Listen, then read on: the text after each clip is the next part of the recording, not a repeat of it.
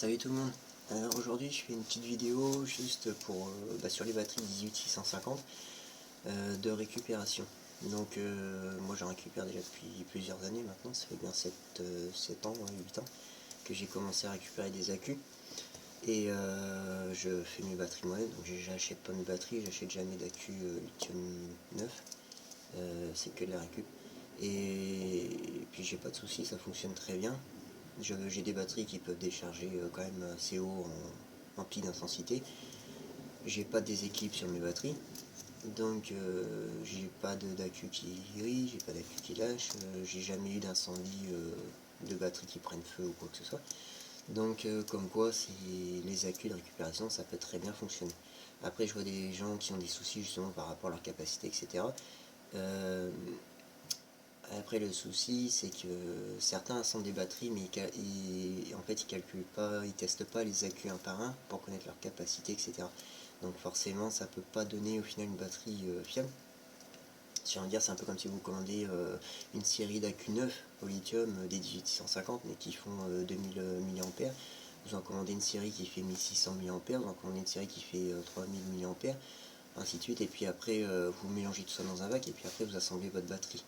Vous n'allez pas avoir une batterie qui fonctionnera comme il faut, c'est pas possible, même pourtant ce sera quand même des éléments neufs. Donc il faut impérativement que vous contrôlez séparément chaque accu, que ce soit visuellement, l'état qui soit pas rouillé, etc., qui soit pas percé, enfin du moins qui soit pas rouillé au point de percer, et toutes ces choses là. Enfin de toute façon à partir du moment où il y a de l'oxydation, même que ce soit que de l'oxydation, moi je les garde pas, je les supprime. Après contrôler leur capacité réelle, leur résistance interne. Après tout ce qui est éléments qui sont en dessous de volt 8, tout ça, beaucoup disent qu'ils sont HS, donc ils sont pas récupérables, qu'ils ont perdu en dessous de volt 8, ils auraient en dessous de volt 5 ou de volt 8, enfin en dessous de ces eaux là quoi, ils ont perdu minimum la moitié de leur capacité, donc c'est pas forcément vrai. Après moi personnellement c'est mon avis d'expérience depuis le temps que j'en récupère, donc je parle par expérience. Certains oui, ça arrive, oui, il y a certains éléments quand ils arrivent en dessous de, je dirais pas en dessous de volt 8 parce que je sais pas en dessous quelle tension ils ont pu commencer à perdre leur capacité, mais arrivé à un certain seuil, quand on les teste, ils ont perdu beaucoup de capacité, mais c'est pas forcément valable pour tous les accus. Moi j'ai récupéré beaucoup d'accus qui étaient même à 0,6 volts, que j'ai remonté en tension, parce que j'aime pas acheter, j'aime bien tester quand même, et qui remontait à la tension, à leur tension normale, et à leur capacité quasiment d'origine. Donc ils remontaient facilement à 80% de leur capacité, et avec une résistance interne qui correspondait presque à celle du constructeur, donc c'est-à-dire en J press, c'est-à-dire du style une résistance interne donnée par le constructeur de 100 milliohms, les accus étaient à 120 milliohms, donc c'est négligeable. Après,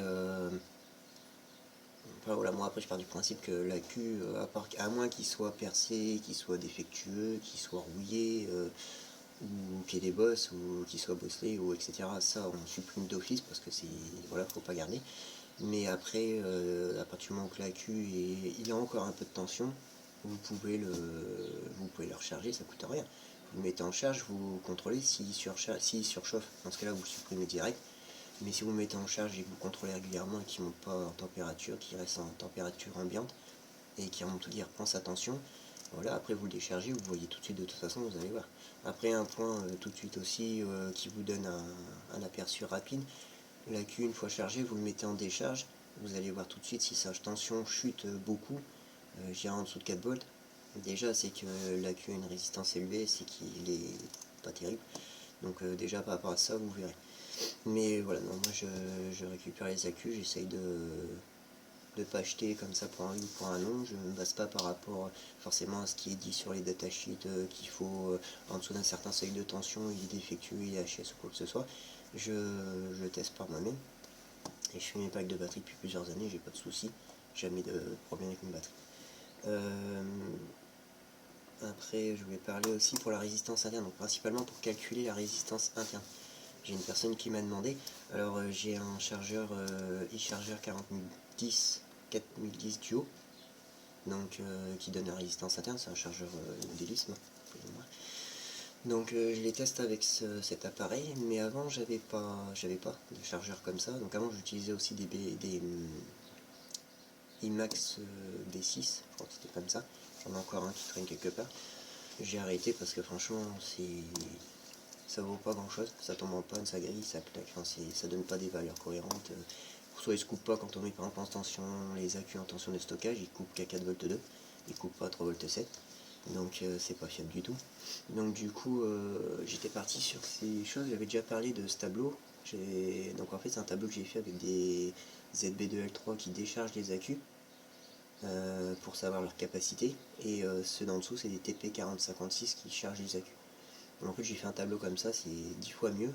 Depuis que j'ai fait ce tableau là, je précise quand même que j'ai eu aucun élément qu'à lâcher par lui-même. J'ai juste eu 2 TP46 qu'on claqué, de ma faute parce que j'ai mis les accus à l'envers. Donc ça pardonne pas, il claque direct, mais c'est de ma faute. Mais à part ça, il n'y en a jamais un qu'à lâcher, et le tableau il doit avoir quand même plus de 2 ans. Je me pose, il n'y a pas de 3 ans. Donc et ça coûte vraiment pas grand chose. Donc du coup pour tester les résistances internes, sur les ZB de L3, en fait, ils servent à décharger l'accu. Donc j'en ai préparé un là spécialement pour vous. Donc en fait, il y a un support, donc il y a les résistances de décharge. Donc vous pouvez mettre une résistance de décharge, ça va décharger l'accu à 500 mA. Si vous en mettez deux, ça décharge à 1 A. Voilà, donc je fais suite à la vidéo. Donc en fait, je me suis trompé dans les calculs pour la résistance interne des accus. Moi, ça fait un moment que j'utilise plus ce procédé, et du coup, je suis parti sur un mauvais calcul, j'avais un truc en tête, et ça correspondait malheureusement avec les résultats du chargeur, donc j'ai pas cherché plus loin. Et suite à un commentaire sur la vidéo, une personne qui me disait que ça donnait des résultats bizarres, j'ai refait des contrôles et je me suis aperçu que j'avais bien fait une erreur dans le calcul. Donc du coup, j'ai supprimé la vidéo temporairement pour la modifier, et je vous remets le bon calcul ce coup-ci. Et donc voilà, donc en fait c'est le vrai calcul pour connaître la résistance interne de votre accu, c'est la tension de départ de votre accu, donc c'est-à-dire la tension à vide. Vous allez soustraire la tension en charge. Donc par exemple quand vous allez lancer la décharge, en décharge du moins, quand vous allez lancer la décharge, vous allez relever la tension stabilisée, qui va être par exemple 4,10 V. Vous allez déduire 4,10 V à votre tension de départ, qui peut être 4,17 V, 4,20 V. Et ce résultat, la différence de potentiel, vous allez le diviser par l'intensité de décharge. Donc si vous avez deux résistances, comme j'avais expliqué, ça va être environ 1 A. Si vous avez qu'une résistance, ça va être 500 mA. Et voilà. Donc vous aurez votre résistance interne. Pareil, je ne sais plus si je l'avais précisé sur la précédente vidéo. Pour tester les accus, il faut les tester à température ambiante en général. Et surtout, tous les accus que vous allez tester, soit vous les testez enfin du moins à la même température, quoi. Donc si vous testez des accus qui sont dans un garage, par exemple au froid, et une autre série d'accus qui va venir de chez vous et qui sera à température ambiante, vous allez avoir des différences de résistance, de valeur de résistance interne, qui ne aura pas dire forcément que l'accu à la même température, il n'a pas la même résistance. Voilà, donc surtout testez vos accus, soit vous prévoyez de les mettre, s'ils sont dans un garage, vous les mettez chez vous la veille, dans une caisse pour qu'ils soient à température le lendemain, ou voilà, ou vice versa, mais enfin faut qu'ils soient tous à la même température. Donc du coup j'ai préparé deux accus. Donc on va commencer par faire un test dans le chargeur.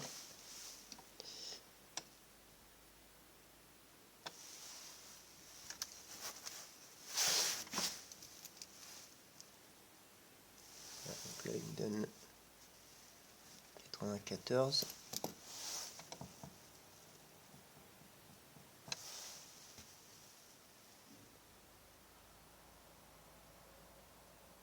Il donne 94 millions. Maintenant on va tester dans le ZB.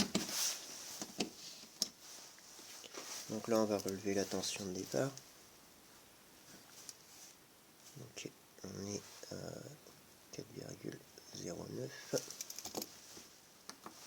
On lance la décharge. Donc là l'intensité de décharge va s'afficher, voilà, on est à 1071 mA. La tension stabilisée est de 4 volts.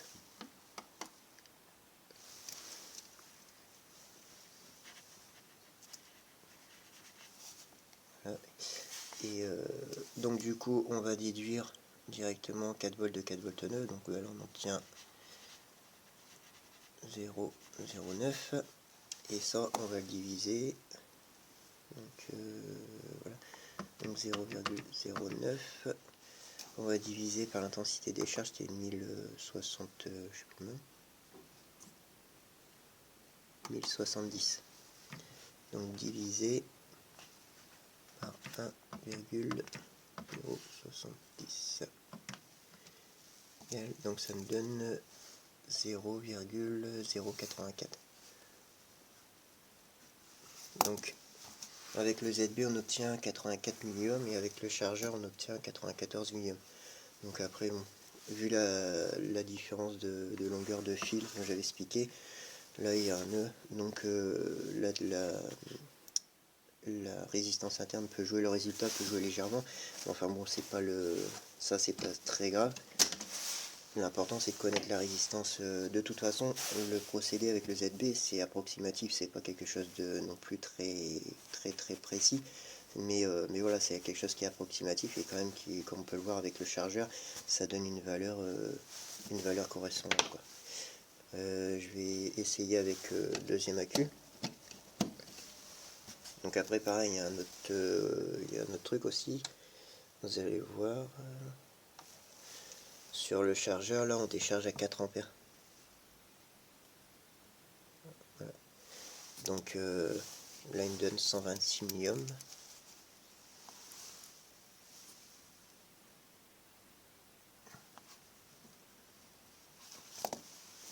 Voilà. Donc là on décharge un accu à 4 ampères, là on décharge à 1 ampère, donc ça peut jouer aussi légèrement sur la valeur de la résistance interne. Donc là on a 4,14, donc on relève.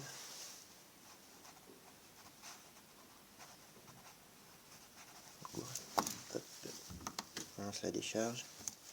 Donc on décharge à 1 ampère 72. Tension se stabilise à 4. 3,99. Donc on va attendre à 3,99.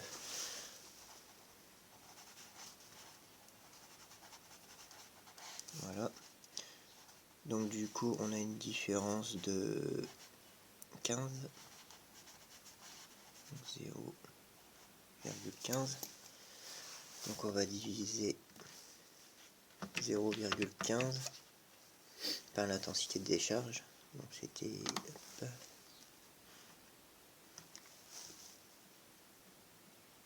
1,69, donc divisé par 1,07.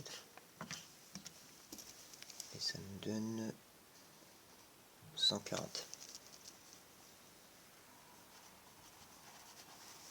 Voilà.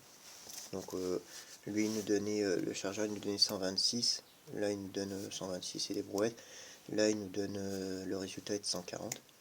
Donc voilà, c'est à peu près la même chose. Là on a un petit peu plus, là on avait un petit peu moins, mais ça reste autour des valeurs. Après c'est pareil, ça reste donc les valeurs restent concordantes.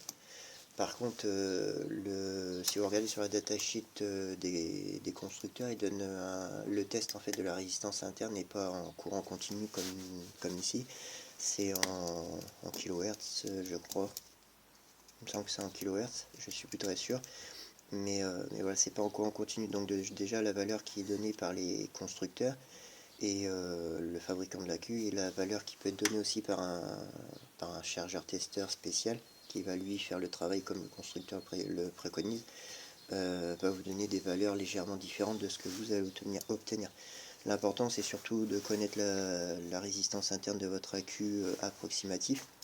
Donc même si là par exemple la résistance interne serait réellement de 94 et que moi j'obtiens 84, ou là la résistance serait réellement de 126 et moi j'obtiens 140, voilà, on est autour de la résistance réelle, quoi, de la valeur réelle de la résistance. Donc c'est vraiment pas méchant. Et puis de toute façon, comme vous allez faire vos tests avec le même appareil, vous allez assembler au final des accus qui auront tous plus ou moins la même résistance. Donc voilà, celui-là par exemple s'il fait 140 et qu'à la base il en fait réellement 126 avec le vrai test, si vous assemblez tous vos accus testés comme ça, qui font 140 milliohms, ils feront tous plus ou moins la même valeur avec un test réel. Donc c'est surtout ça qui est important, quoi. Après, si vous avez un accu qui est naze et qui fait 400 milliohms par exemple, que ce soit le test avec le chargeur ou avec le ZB, vous aurez une petite différence, mais vous aurez quand même une valeur qui sera largement élevée et qui vous permettra de voir tout de suite que votre accu il est mort. Donc voilà. Allez, à plus.